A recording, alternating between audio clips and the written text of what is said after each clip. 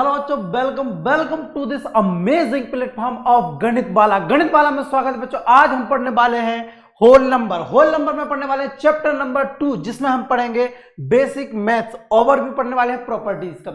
Properties क्या होती हैं, कैसे काम करती हैं, कौन कौन सी प्रॉपर्टीज होती हैं, आज हम यहाँ पर सारी चीजें आज कवर करने वाले हैं। और एक बात ध्यान रखिएगा बच्चों कि जो प्रॉपर्टीज हैं वो 6, 7, 8, 9, 10 तक और फ्यूचर में भी 11, 12 में आप पढ़ते हो। तो ये जो प्रॉपर्टीज मैं पढ़ाने वाला हूं ये बीएससी लेवल पे जब ग्रेजुएशन भी करोगे तब भी ये प्रॉपर्टीज यूज में आएंगी। तो इस बात का ध्यान रखना कि अभी जो बेस होता है प्रॉपर्टीज का, ये हमेशा कंप्लीटली और बेसिक से अच्छे से सीख लेना कि आगे फ्यूचर में आपको दिक्कत नहीं आए और अभी भी आपको दिक्कत नहीं आए। मैं आपको बहुत इजीली तरीके से, एकदम इजीली तरीके से समझाऊंगा, ठीक है। जिसमें हम सबसे पहले पढ़ेंगे कि इसमें सबसे पहले पढ़ेंगे कि होल नंबर जो होते हैं उसमें प्रॉपर्टीज कैसे काम करती हैं।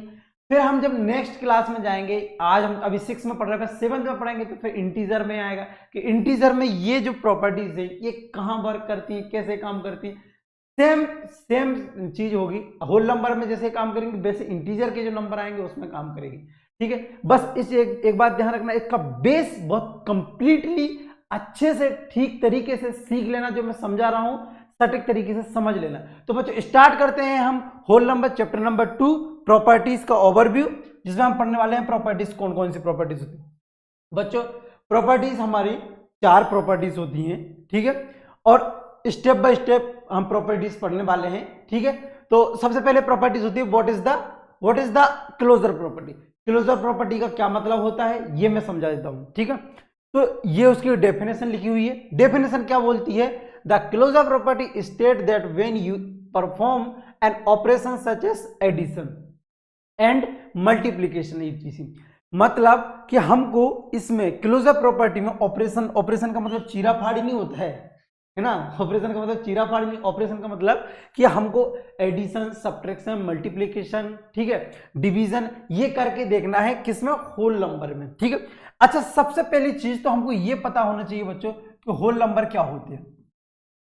तो हम सभी जानते हैं कि होल नंबर वह नंबर जो, होल नंबर्स कौन कौन से होते हैं, वह नंबर जो 0 से स्टार्ट होते हैं, ठीक है, 0 से स्टार्ट होते हैं और इन्फिनिटी तक जाते हैं।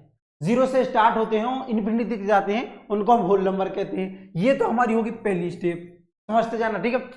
ये क्लोजर प्रॉपर्टी में यूज कैसे करना है, ये हमारे होल नंबर 0 से इन्फिनिटी तक जाने वाले होल नंबर। एक बात ध्यान रखना, होल नंबर में सब प्लस में है, कोई माइनस में नहीं, इस चीज का ध्यान रखना, ठीक है। अब क्लोजर प्रॉपर्टी के रिगार्डिंग करते हैं। क्लोजर प्रॉपर्टी क्या बोलती है यहां तक बताता हूं मैं। On any 2 number in a set, 2 number का कोई सा उसने सेट ले लिया, मान लो कि ये a प्लस बी एक सेट है।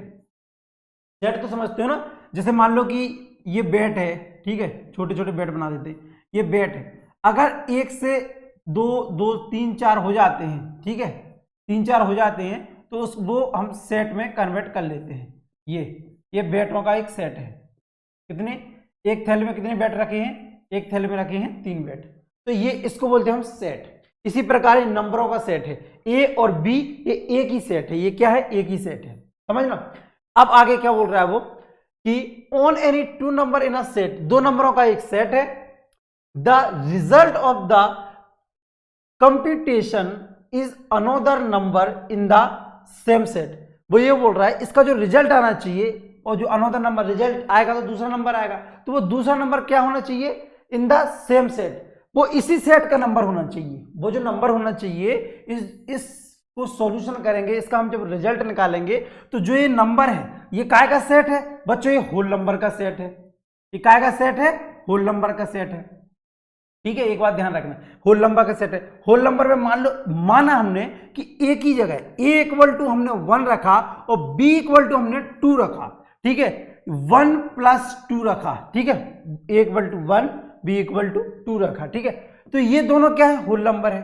अब वो नेक्स्ट आगे पढ़ो जरा कि the result of the computation is another number in the same set. जो सेट है वो काय का होना चाहिए, सेम सेट, यानी कि होल नंबर का सेट होना चाहिए। मतलब कि इसको हम सॉल्व करेंगे तो ये आंसर क्या आना चाहिए, ये आंसर 3 या कुछ भी आए तो वो कौन सा नंबर होना चाहिए, होल नंबर होना चाहिए। और ये हमेशा क्लोजर प्रॉपर्टी किस पे काम करती है, एक तो एडिशन पे काम करती है और एक मल्टीप्लीकेशन पे काम करती है।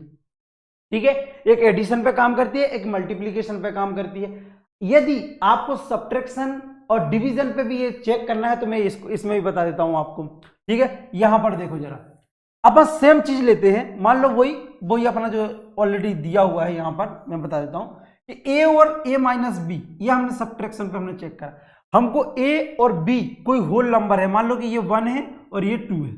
ठीक है, अब इसको सॉल्व करने के बाद आंसर क्या आना चाहिए, रिजल्ट क्या आना चाहिए, सेम सेट आना चाहिए। मतलब कि ये जो होल नंबर है वो उधर भी होल नंबर आना चाहिए। 1 में से -2 जाएगा तो क्या बचेगा, माइनस का 1 बचेगा। सर कैसे, 1 में से 2 कैसे घटे, 1 में से 2 कैसे घटाएंगे, 1 में से 2 तो घट जाएंगे, बट बड़ी संख्या का चिन्ह आएगा इसमें। ये 1 2 से छोटा है, आगे कौन सा साइन है, प्लस का साइन है, और इसके आगे माइनस का साइन है। बड़ी संख्या 2 है तो क्या, बड़ी संख्या का चिन्ह है। तो क्या ये होल नंबर है, क्या ये होल नंबर है, नहीं है, क्योंकि अभी मैंने बताया था कि होल नंबर वह नंबर होते हैं जो सारे प्लस में होते हैं, वह नंबर होते हैं जो 0 स्टार्ट होते हैं। सर 1 तो है, 1 एक चीज आपने समझ ली, 1 है, बट वो 1 क्या प्लस में है, नहीं ना, प्लस में नहीं है, तो ये क्या हुआ अपना होल नंबर, सॉरी ये क्या हुआ अपना, अपनी जो मेथड थी, अपनी जो प्रॉपर्टीज थी क्लोजर प्रॉपर्टी, वो सब्ट्रैक्शन पे क्या नहीं कर रही है, वर्क नहीं करती है।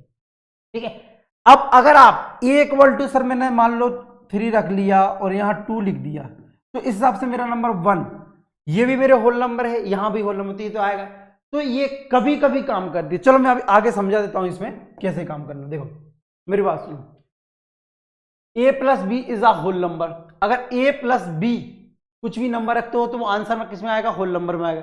a मल्टीप्लाई बी, कोई सा भी नंबर रखा आपने, मान लो कि 2 मल्टीप्लाई 3, यहां पर रुको 1 मिनट, मैं थोड़ा सा कलर चेंज कर लेता हूं, बढ़िया वाला ये कलर ले लेता हूं। अगर मैं a प्लस बी करता हूं, यानी कि 2 मल्टीप्लाई 3 करता हूं, तो मेरा जो आंसर आएगा वो क्या में आएगा, होल नंबर में ही आएगा। 2 भी मेरा होल नंबर में है, 3 भी होल नंबर है और 6 भी होल नंबर है।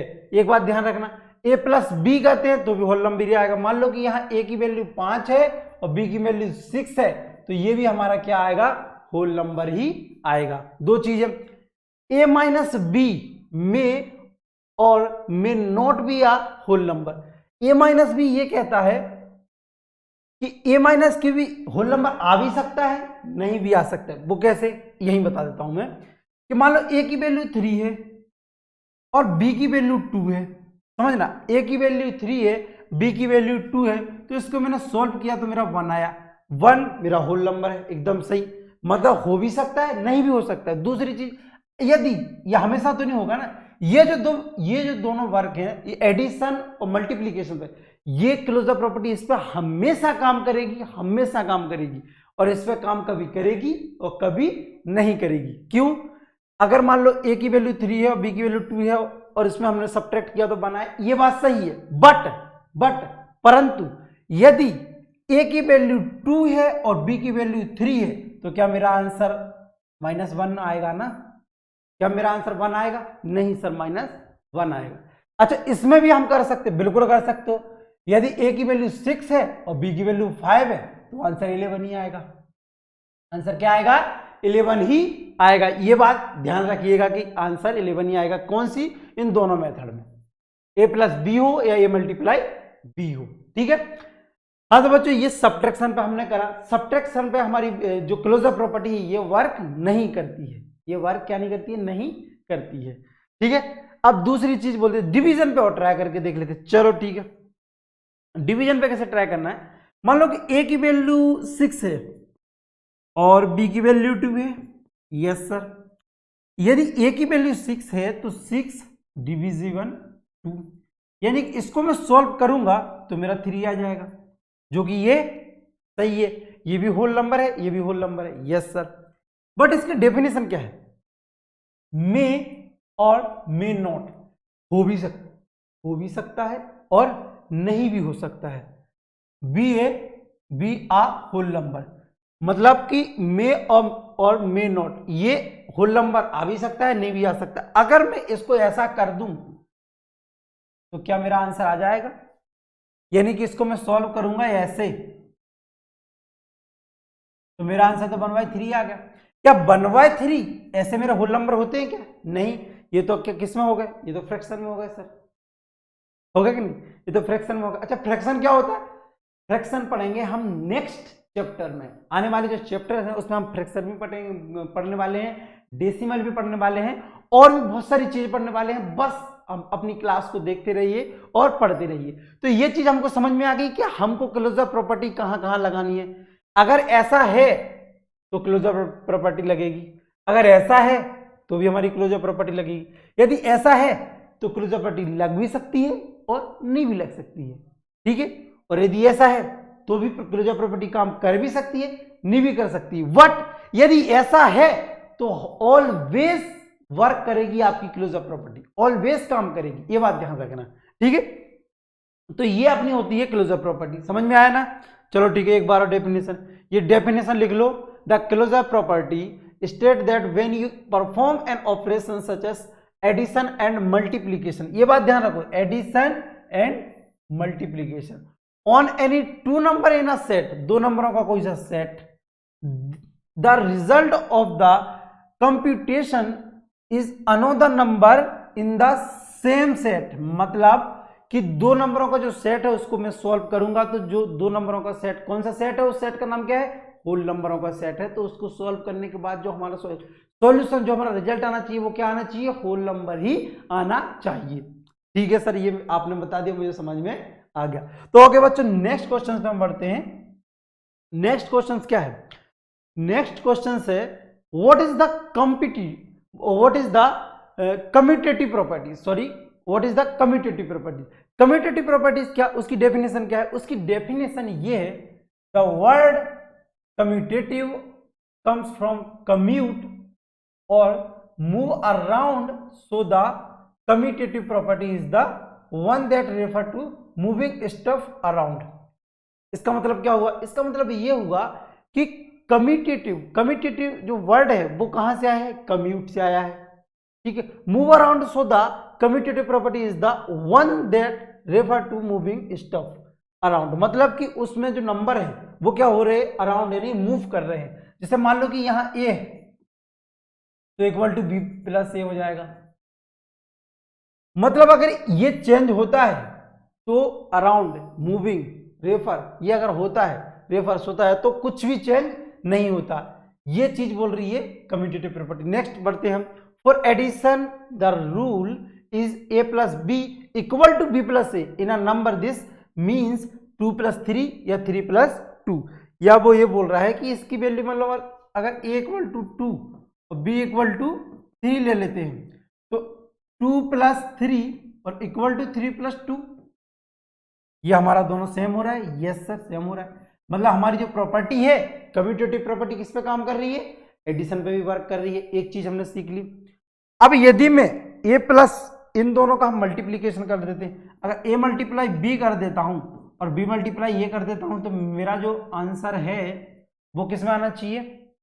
दोनों इक्वल होना चाहिए, इसमें इक्वल होना चाहिए। मतलब कि अगर a + b है या a × b है, b + a या b × a, दोनों क्या होना चाहिए? इक्वल होना चाहिए। इसमें फर्क नहीं पड़ता है कुछ भी, आगे पीछे लिखने से कुछ भी फर्क नहीं पड़ता। जैसे मान लो a की वैल्यू क्या थी? मेरी 2 थी, b की वैल्यू 3 थी, ठीक है, इक्वल टू यहाँ पर भी 3 × 2। तो इसको सॉल्व किया तो ये भी 6 आएगा और इसको सॉल्व करो तो ये भी 6 आएगा। ये बात ध्यान रखना, ठीक है। तो ये हमारी किस किस पे काम कर रही है? ये भी मल्टीप्लीकेशन पे और एडिशन पे वर्क करती है। ये भी किस किस पर काम नहीं करती है? डिवीजन पे भी काम नहीं करती है और डिवीजन के साथ सब्ट्रैक्शन पे भी काम नहीं करती। इसको भी हम चेक कर सकते हैं, आप भी चेक कर सकते हो, ठीक है। नेक्स्ट क्वेश्चन में बता देता हूं मैं। देखो इसमें कम्यूटेटिव प्रॉपर्टी इस पे काम करती है। ये क्या है? पहली वाली क्या है? कम्यूटेटिव प्रॉपर्टी लग रही है इस पे। क्यों? a + b और b + a करेंगे तो ये रिजल्ट क्या आना चाहिए? सेम आना चाहिए। a × b और b × a करते हैं तब भी रिजल्ट क्या आना चाहिए? सेम आना चाहिए। a - b not equal to b - a और a division b not equal to b division ये। चलो ठीक है, देख लेते हैं। मान लो a की वैल्यू मेरी 2 है और b की वैल्यू मेरी 3 है। a की वैल्यू 2 है, b की वैल्यू 3 है। तो मैं अगर सब्ट्रैक्ट करता हूं, मान लो कि 2 - 3 और 3 माइनस 2 करता हूं तो क्या मेरा दोनों का आंसर सेम आता है क्या? इसको करूंगा तो -1 और इसको करूंगा तो 1, दोनों मेरे आंसर अलग अलग आ गए। जबकि एडिशन और मल्टीप्लिकेशन में ऐसा नहीं हो रहा था, समझे? जबकि एडिशन और मल्टीप्लिकेशन में ऐसा नहीं हो रहा था। तो मतलब हमारी जो प्रॉपर्टी है, कम्यूटेटिव प्रॉपर्टी है, वो डिवीजन पर और सब्ट्रैक्शन पर वर्क नहीं करती है। ये तो मैंने सब्ट्रैक्शन पे देख लिया। अब यही चीज अगर मैं डिवीजन पे देखूं, यही चीज मैं डिवीजन पे देखूं तो मेरा क्या आंसर आ रहा है? इसको मैं करूंगा तो मेरा 2/3 हो जाएगा और इसको मैं करूंगा तो 3/2 हो जाएगा। ये लो, ये भी बिल्कुल अलग, 2/3 3/2 बिल्कुल अलग आ रहा है। मतलब कि हमारी जो प्रॉपर्टी है ना तो डिवीजन पे वर्क करती है और ना ही अपनी सब्ट्रैक्शन पे वर्क करती है। ये अपनी कम्यूटेटिव प्रॉपर्टी की ये फैक्ट है। ये क्या है? फैक्ट यानी कि सच्चाई है, समझे आप? ये क्या है? सच्चाई है कि किस पे काम करती है, किस पे काम नहीं करती है। नेक्स्ट प्रॉपर्टी क्या है? What is the associative property? Associative property क्या होती है? कम्यूटेटिव प्रॉपर्टी जस्ट अभी अपन ने पढ़ी है, ठीक है। और एसोसिएटिव प्रॉपर्टी जो होती है उसी की सेम होती है। इसमें क्या 3 डिजिट होती है, मतलब इसमें a प्लस बी और b प्लस सी करते हैं, इसका ब्रैकेट अगर कर देते हैं हम, और a प्लस बी और b प्लस सी कर देते हैं और इसका ब्रैकेट कर देते हैं, तो इसमें कुछ भी चेंज नहीं होता, इसके नंबरों में कुछ भी चेंज नहीं होता। और ये भी काम किस किस पे करती है? एडिशन पे और मल्टीप्लीकेशन पर काम करती है। देखो मुझे बार बार बताने की नीड नहीं है, लेकिन फिर भी मैं आपको बता देता हूं कि ये डिवीजन पे और सब्ट्रैक्शन पे वो काम नहीं करती है, ये प्रॉपर्टी भी काम नहीं करती है डिवीजन और मल्टीप्लीकेशन पे। अब a की वैल्यू अगर 1 है और b की वैल्यू 2 है, c की वैल्यू 3 है, ये हमारी वैल्यू हमने क्या किया? माना। इसको हम देख लेते हैं जरा कि ये और ये एक दूसरे के इक्वल होती है क्या? प्रॉपर्टी के रिगार्डिंग तो होना चाहिए, क्योंकि प्रॉपर्टी किस किस पे काम करती है? एडिशन पे और मल्टीप्लीकेशन पे। ये हमारा एडिशन है। a की वैल्यू हमारी 1 है और b की वैल्यू 2 है, c की वैल्यू 3 है। a की वैल्यू 1 है, b की वैल्यू 2 है और c की वैल्यू 3 है। ये ब्रैकेट लगाया मैंने, पहले ब्रैकेट को मैंने सॉल्व किया, ब्रैकेट को ही सॉल्व करना है, ये आया। और ये मैंने ब्रैकेट को सॉल्व किया तो ये आया। ये देखो मेरे दोनों के आंसर क्या हो रहा है?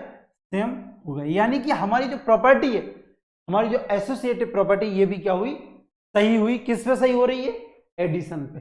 और ये चीज अगर मल्टीप्लीकेशन पे हम ट्राई करते हैं, मल्टीप्लीकेशन पे अप्लाई करते हैं, तो ये भी चलो वही की वही वैल्यू रख देते। मान लो a मल्टीप्लाई b कर दिया मैंने, ब्रैकेट कहीं पर भी लगा सकते हो आप, इसको छोड़ दो, इन दोनों को ले लो, ठीक है। b को a प्लस सी पर भी ब्रैकेट लगा लो, फर्क नहीं पड़ता उस चीज से, ये बात ध्यान रखिएगा, उस चीज से फर्क नहीं पड़ता है, ठीक है। कहीं का कहीं पर भी ब्रैकेट लगाओ, कुछ भी फर्क नहीं पड़ता। जैसे मान लो a की वैल्यू 1 है, 1 multiply b, yes sir, sorry 1 multiply 2, ए और बी की वैल्यू रख रहे हैं हमें ना, ये देखते जाना। ए की वैल्यू 1 है, बी की वैल्यू 2 है, ठीक है सर। सी की वैल्यू 3 है, यस सर। ए की वैल्यू 1, सी की वैल्यू 3 और यहां पर 2। इसको मैंने सॉल्व किया, 2 आया, इस पर 3 आया। 2 का मल्टीप्लाई 1 में करोगे तो क्या आएगा? 1 ही आएगा ना। और फिर 3 हमने वैसा का वैसे लिख दिया, 3 का मल्टीप्लाई 1 में किया तो 3 आया, और यहाँ 2 वैसा का वैसे लिख दिया। इन दोनों का मल्टीप्लाई किया तो 6 आ गया, इन दोनों का मल्टीप्लाई किया तो 6 आ गया। ये भी हमारी जो प्रॉपर्टी है, दोनों प्रॉपर्टी एक दूसरे के क्या होगी? इक्वल। जैसे इसका भी, इसको सॉल्व किया, इसको सॉल्व, एक दूसरे के क्या हो गए? RHS equal to LHS, left hand side equal to right hand side. इसमें भी सेम हुआ। यानी कि हमारी जो प्रॉपर्टी है सिर्फ काम करती है किस पे? एडिशन पे और मल्टीप्लीकेशन पे, ठीक है। ओके बच्चों, तो इस प्रकार के जो फैक्ट है, जो सच्चाई है, वो भी मैं बता देता हूं इसमें। एसोसिएटिव प्रॉपर्टी जो भी अपन पढ़ रहे हैं, a plus B plus C, A plus B plus C जो ब्रैकेट है, ये इस पे काम करती है। a minus B minus C not equal to, ये इस पे काम नहीं करती है, इस पे भी काम करती है, इस पे काम नहीं करती है। एसोसिएटिव प्रॉपर्टी डिवीजन और सब्ट्रैक्शन पे काम नहीं करती है। किस पे काम करती है?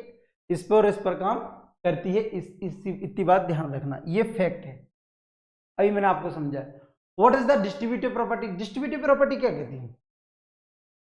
डिस्ट्रीब्यूटिव प्रॉपर्टी ये कहती है कि यदि A multiply B plus C अगर होता है और equal to A multiply B plus A multiply C करते हैं, तो मेरा जो आंसर है वो क्या होना चाहिए, एक के इस RHS इक्वल टू LHS होना चाहिए। मतलब लेफ्ट हैंड साइड और राइट हैंड साइड क्या होना चाहिए, तो एक दूसरे की इक्वल होना चाहिए।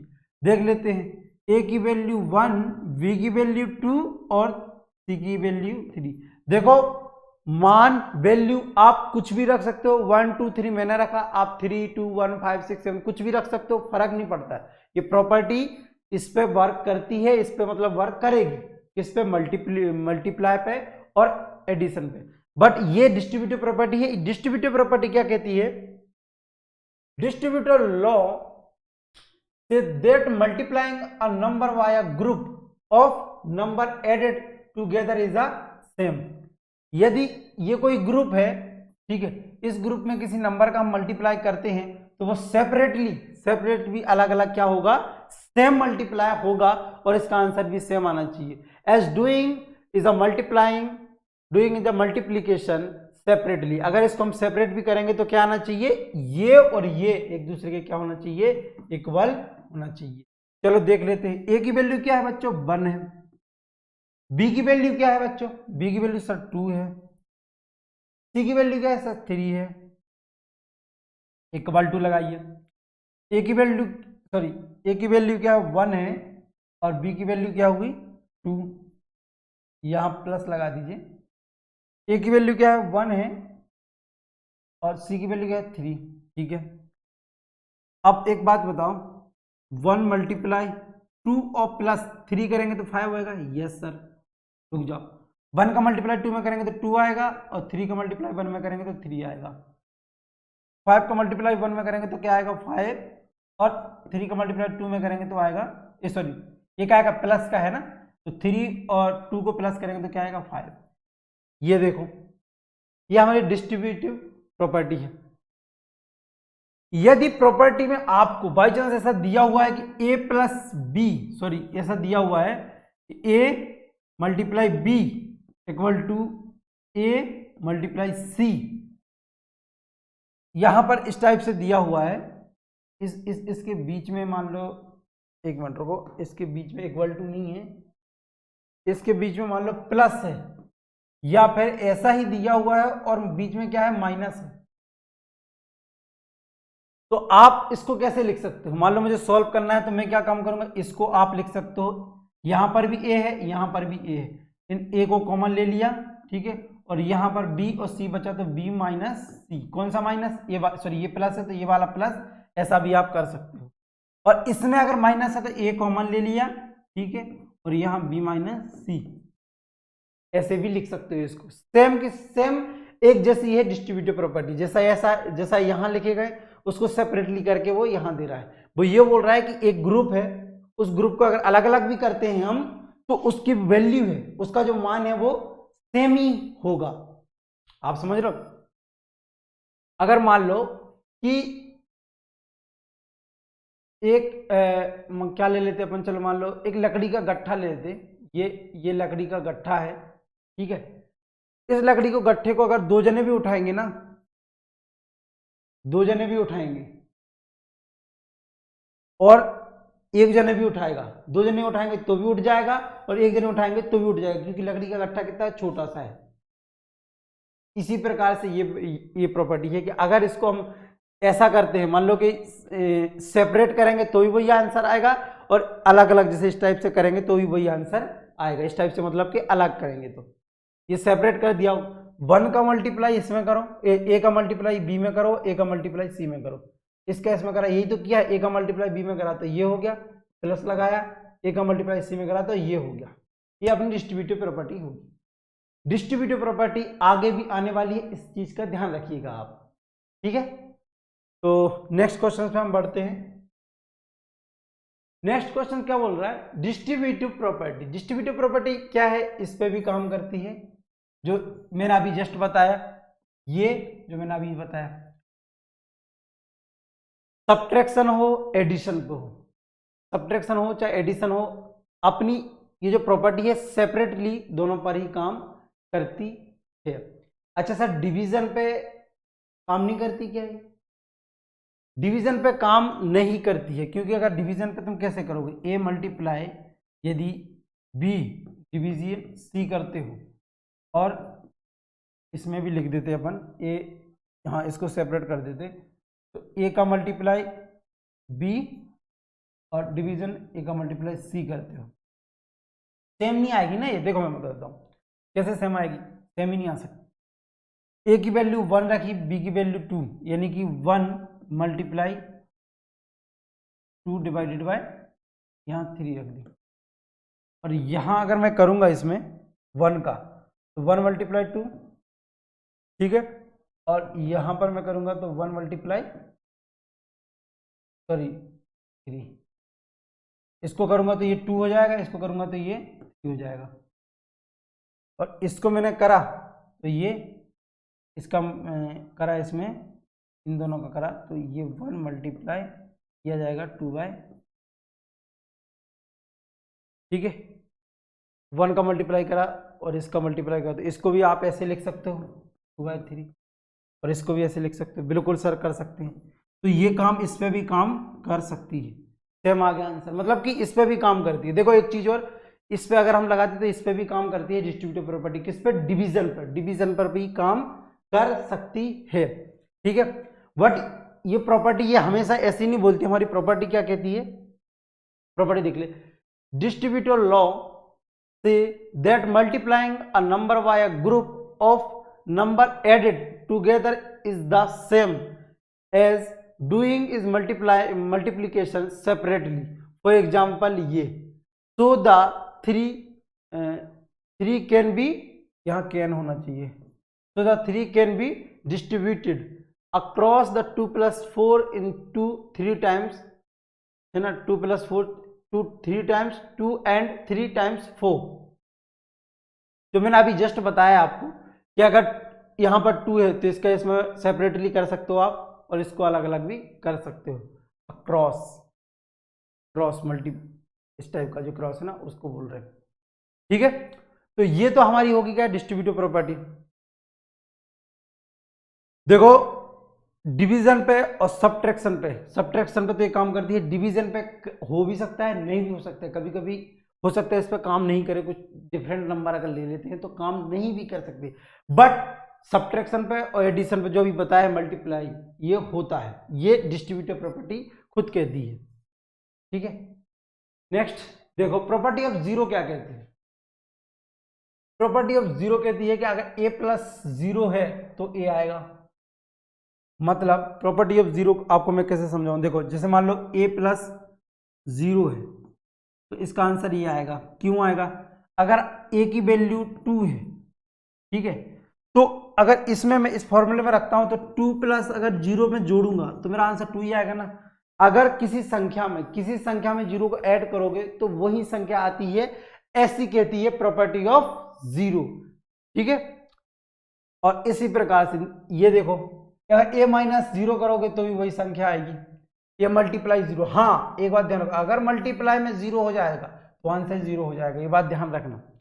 डिवीजन में अगर इज नॉट पॉसिबल, ये तो पॉसिबल ही नहीं है, डिवीजन मतलब कभी आपको ऐसा आएगा ही नहीं, ऐसा कभी कोई देगा नहीं, क्योंकि अगर ऐसा देता है तो इसका आंसर भी 0 होता है, ये बात ध्यान रखना, ठीक है। इसका आंसर भी 0 होगा। ए मल्टीप्लाई अगर 1 करोगे तो वही संख्या आएगी 1, मतलब कि चलो मान लो कि ए की वैल्यू 2 है, ठीक है, और मल्टीप्लाई हमने क्या करा 1 कर दिया, ठीक है, मतलब 2 मल्टीप्लाई अगर 1 करेंगे तो इक्वल टू 2 आएगा। 1 नंबर एक ऐसा है जो किसी में मल्टीप्लाई करो वही नंबर आएगा, ठीक है। और बताओ इसका करेंगे सब्ट्रैक्ट, सॉरी डिवीजन। अगर a का डिवीजन, जैसे मान लो a कोई नंबर 2 है और डिविजिबल बाय 1, तो इसका आंसर क्या आएगा 1, यानी कि 2 के नीचे कुछ नहीं है तो क्या है 1 है, तो सेम संख्या आएगी वही की भी, कुछ भी चेंज नहीं होगा, इसमें भी कुछ भी चेंज नहीं होगा। अगर a बाय a दिया हुआ है तो a से ये गया तो a 1 आया, सिंपल, काटना है तो सिंपल आ रहा है। तो ये प्रॉपर्टी ऑफ जीरो बहुत इजी होती है, ठीक है, डिस्ट्रीब्यूटिव प्रॉपर्टी भी हमने कंप्लीट पढ़ ली। ठीक है, अब नेक्स्ट क्वेश्चन क्या है? Thank you. तो बच्चों थैंक यू वेरी मच मुझे देखने के लिए। ओके, धन्यवाद।